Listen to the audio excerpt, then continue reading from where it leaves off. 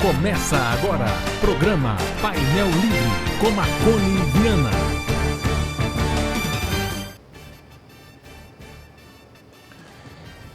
Olá, boa noite. Estamos começando mais um programa Painel Livre aqui pela TV Vale. Hoje vamos falar de Santos Dumont, vamos falar do projeto Balões de Santos Dumont. Quem veio contar pra gente tudo isso, né? É o artista multimídia Carlos Magno de Lima e Silva.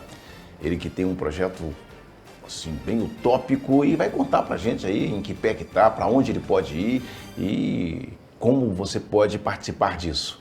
Quero agradecer a você que nos acompanha. Estamos ao vivo no nosso site, tvvalinet.com.br, transmitindo no canal 7 analógico, canal 34 digital e o programa já disponível na plataforma do YouTube.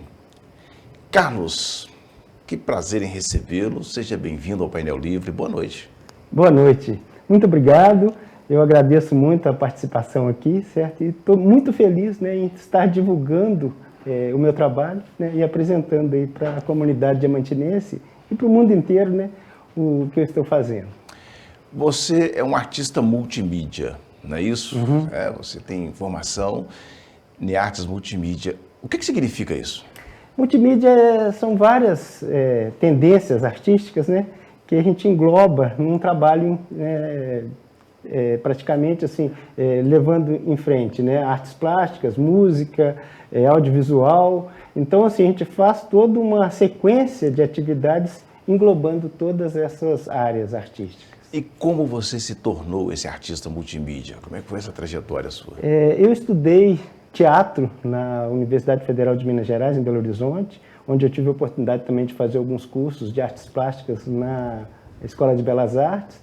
Depois eu fui trabalhar com música na Fundação de Educação Artística, onde eu montei uma oficina de instrumentos musicais, e aí que eu começo a lidar com balões, com formas infláveis sonoras, e com isso eu ganhei um prêmio da concorrência Fiat, e caminhei por aí por um tempo, né?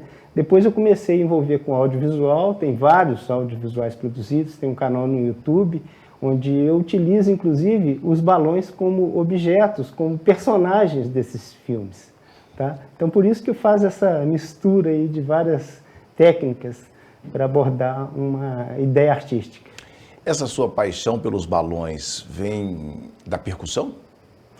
Como é que verdade, por que você se interessou por isso? Na verdade, a coisa começa justamente com os instrumentos musicais, onde eu usava foles, né, palhetas de acordeon, né, tubos, né, que eram inflados, né, através de umas formas, eram sonoros a partir de formas infláveis, tá? Que eu costurava, que eu colava, selava, né?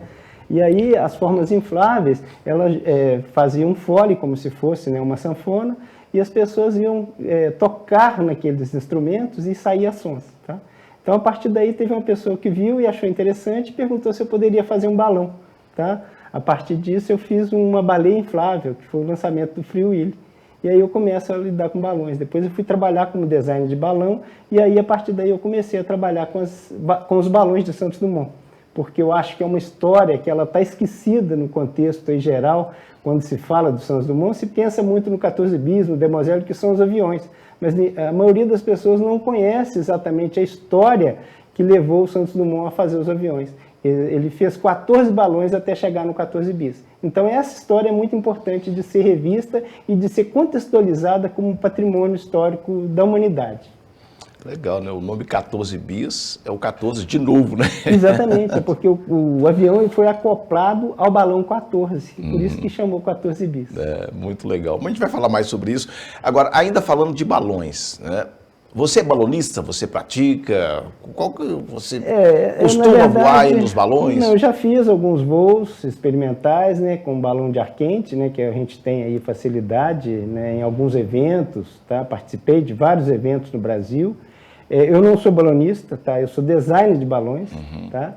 Eu tenho assim maior encanto, né, pelo uso, né, dos balões na tecnologia aeronáutica, na história, né, aeronáutica, né, os balões foram muito importantes, tá? E assim, a gente vê que a obra de Santos Dumont ela baseou toda a partir dos balões. Então isso aí que me fascina. Tem um remake, tem alguns filmes de balões, inclusive tem um que é muito legal, que é chegar 30 mil pés no balão, quando você perde o oxigênio e tal. É muito interessante. São os aventureiros, né? São os aventureiros, voando alto. Acho que é uma coisa, algo assim. Eu gosto muito, né, de filmes de aviação, de balões. Inclusive, tem um remake agora de Volta ao Mundo em 80 Dias, né? Refizeram ele justamente em balões. Mas existem vários tipos de balões, né? Esses blimps também são conhecidos como balões? São balões, só que os blimps são geralmente balões publicitários, né? Onde as empresas, né, jogam as logomarcas nos balões e utilizam isso em eventos, geralmente artísticos, culturais, científicos. Tá? Tivemos muitos acidentes, né, com alguns tipos de balões, como o Zeppelin, né, que é o gás hélio, né, o hidrogênio. Não, na época era hidrogênio. Hidrogênio, né? E explodia. Os balões, né, a princípio, eles eram muito inseguros, tá? Hoje em dia, com a utilização do hélio, os balões, eles estão voltando, né, os balões dirigíveis, tá? Principalmente, tá? Que são balões que são totalmente fechados e precisam do gás para se manter inflados, tá? No caso, a gente tem também os balões de ar quente, que são balões que utilizam gás, né, e um maçarico, e com isso eles são inflados. Mas hoje em dia a tecnologia está muito avançada e os voos de balões tornam-se muito seguros. Tem lugares aí que propiciam como um aspecto turístico também, né, como na Capadócia, né, tem vários eventos, tá, de balões para as pessoas conhecerem a região e terem a sensação de estar voando, um voo bem suave, bem tranquilo, tá? Bom, e os balões de Santos Dumont, esse projeto, essa exposição, conta um pouquinho sobre ela. Esse projeto ele começou em torno de 1998, quando eu construí a primeira réplica, né, que eu tenho, que é o Balão Brasil. O Balão Brasil é um balão esférico, foi o primeiro balão que o Santos Dumont fez. O Santos Dumont, quando ele chegou na França, ele começou a trabalhar como balonista em empresas de turismo, tá? E aí, a partir daí, ele teve o conhecimento, gostou muito da ideia e propôs de fazer um balão para ele, para o tamanho dele, para o peso dele, tá? E com esse balão ele fazia alguns voos noturnos. E aí é muito interessante porque ele passa um aperto danado, ele fez um voo onde ele foi para uma tempestade e a tempestade levou ele até, no outro dia, na Bélgica, tá? E aí, durante essa viagem, ele subiu, né, acima das nuvens, ele conseguia ver embaixo os raios, né, da tempestade e em cima o céu estrelado. Então ele fala que ele teve uma aventura selvagem nesse momento, tá? É interessante que, bom, os países são muito próximos, né? Ali na Europa, você sai de um país ao outro assim, com muita facilidade, apesar que a França é um pouco maior. A França é praticamente o tamanho de Minas Gerais. Um país inteiro, né? Exatamente. Bom, Santos Dumont parece que tem uma ligação forte aqui com a nossa região, né? Especificamente com Diamantina. Com certeza. A família de Santos Dumont originou no Brasil, em Diamantina. Os avós, eu estou engasgando aqui. Os avós de Santos Dumont, eles vieram para o Brasil para comprar diamantes e acabaram residindo em Diamantina, tá? E com isso, eles supriam a necessidade da joalheria da avó de Santos Dumont, né, da família da avó de Santos Dumont, que residia na França. E aí eles vieram para cá e ficaram residindo em Guinda. Em 1832 nasceu o Henrique Dumont, que é o pai de Santos Dumont. E aí, a partir daí, o Henrique Dumont se tornou um dos maiores empresários brasileiros, né? Ele foi estudar na França, a partir da riqueza dos diamantes e tal, certo? E voltou para cá como engenheiro. E foi trabalhar na região ali da mina de Morro Velho, próximo a Ouro Preto, e ele acabou casando em Ouro Preto com a Francisca Santos. E aí nasce a família Santos Dumont.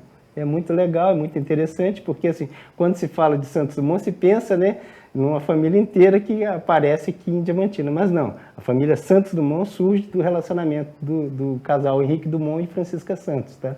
E o Henrique Dumont, ele começa a trabalhar como engenheiro, né, fazendo pontes próximo a Sabará. Depois ele faz as embarcações que subiam o Rio São Francisco, os vapores, né, as gaiolas do Rio São Francisco. Foi ele que iniciou esse transporte. E depois ele vai para a região de Santos Dumont, onde hoje é a cidade de Santos Dumont, na época era Barbacena, onde o Santos Dumont nasceu. Quer dizer, Santos Dumont nasceu, na verdade, em Barbacena, numa fazenda que fazia parte do distrito de João Aires, depois passou para a cidade de Palmira, e em 1960 a cidade se transformou na cidade de Santos Dumont. Depois, mesmo quando criança, ele acompanhando o pai, eles mudaram para a região de Ribeirão Preto, onde o Henrique Dumont, o pai de Santos Dumont, fez uma fazenda com 5 milhões de pés de café.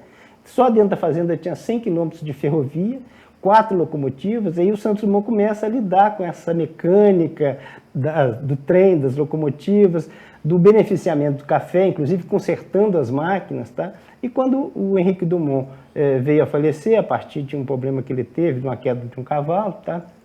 Ele distribuiu a herança entre os filhos e falou para o Santos Dumont seguir também o caminho, né, de ir para a França, estudar, mas que ele se envolvesse realmente com o sonho dele, com a viagem que ele já tinha, né, que ele já demonstrava, inclusive, ao ler os livros de Júlio Verne, né, naquela fantasia de voar, tá?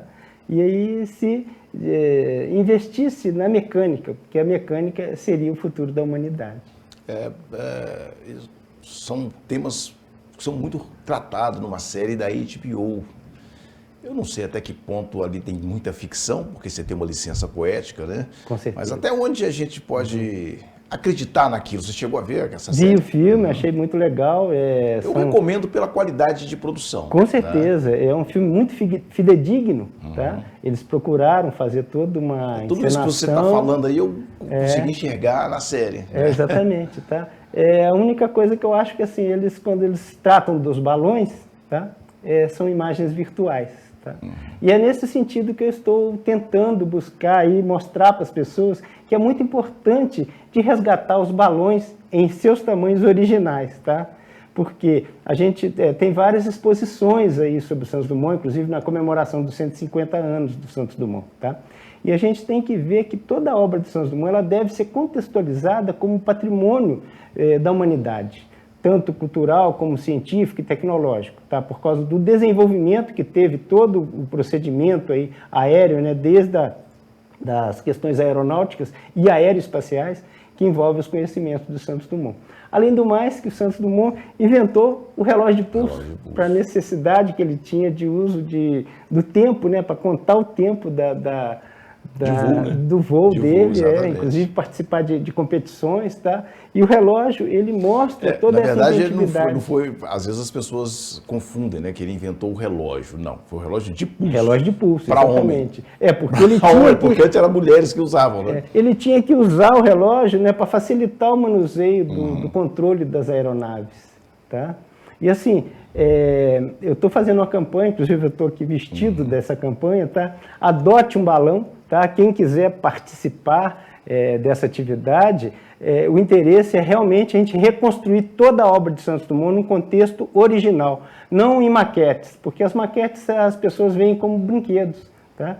Então é muito importante a gente ver que os balões de Santos Dumont eram enormes, o menor tinha 6 metros e passava de 50 metros. Então, assim, além de construir os balões, a gente vai ter que construir um espaço que caiba isso, tá? Para que as pessoas possam ver realmente todo esse desenvolvimento cronológico, tá? Que levou o Santos Dumont à construção do avião. Bom, eu quero falar mais sobre esse projeto, né, da exposição. A gente vai fazer um rápido intervalo, voltamos em instantes.